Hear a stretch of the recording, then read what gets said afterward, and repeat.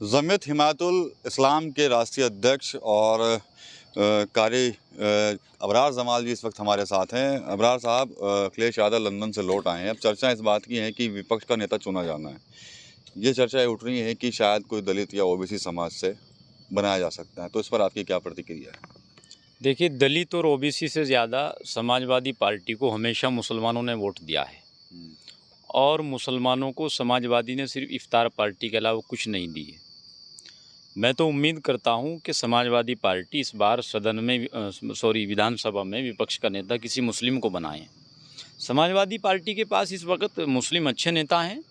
सहारनपुर से आशू मलिक जी हैं, अच्छे सलाहियतमंद हैं, अच्छे आदमी हैं और बिल्कुल उनके ऊपर किसी तरह का कोई आरोप भी नहीं है। तो आशू मलिक को विधानसभा में विपक्ष का नेता बनाया जाए, मैं इसकी मांग करता हूं।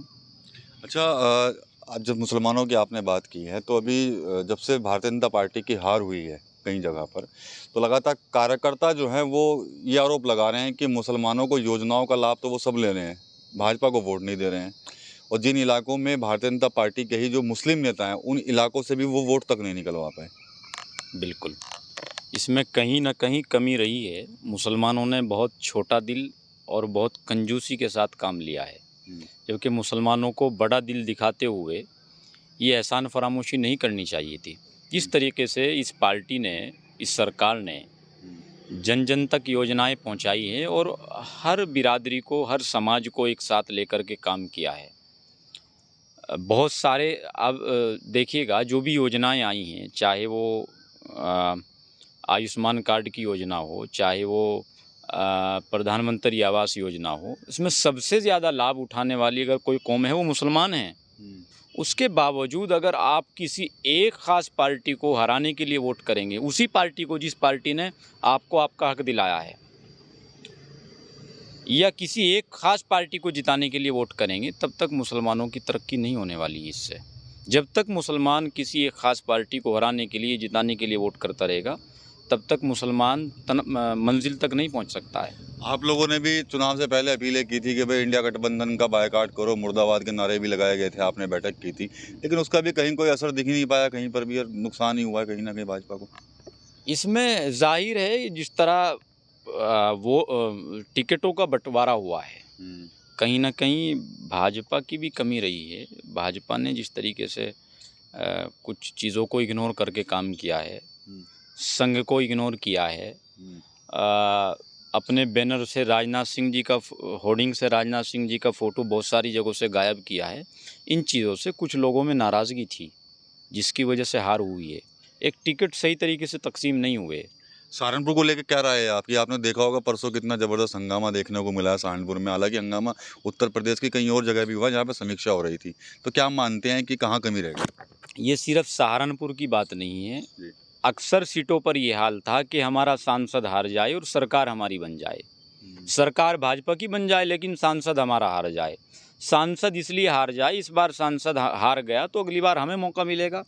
तो अक्सर लोगों की ये पॉलिसी, ये मंशा थी, इस वजह से हार हुई है। आप लगातार मदरसों में राष्ट्रगान का मुद्दा उठाते हैं, तो क्या लग रहा है कि इस बार है कुछ अमल हो रहा है? कई मदरसे तो हैं जो राष्ट्रगान करते भी हैं लेकिन कुछ नहीं करते।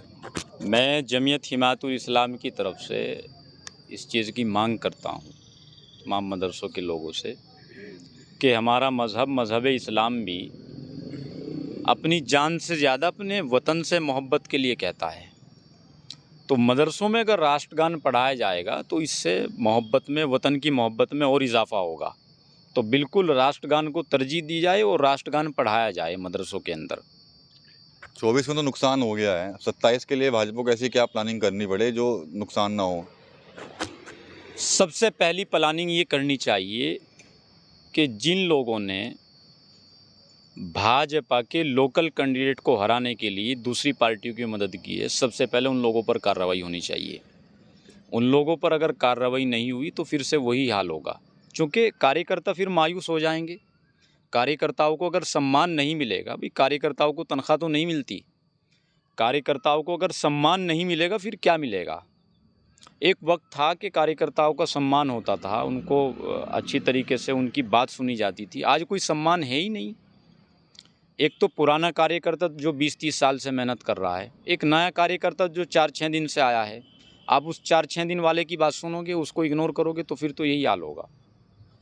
तो अबरार जमाल हैं, जमीयत हिमायतुल इस्लाम के राष्ट्रीय अध्यक्ष हैं। साफ तौर पर कहीं न कहीं तंज ज़रूर कसा है जो हार हुई है भारतीय जनता पार्टी की। इसके अलावा जो सदन में जो नेता होना चाहिए इस बार समाजवादी पार्टी की तरफ से, उस पर भी इनकी राय आई है। साफ तौर पर कह रहे हैं कि समाजवादी पार्टी के पास मुस्लिम नेता बहुत हैं, मुस्लिम चेहरे बहुत हैं, उनको भी कहीं न कहीं मौका देना चाहिए। TV9 यूपी के लिए सहारनपुर से विकास कपिल।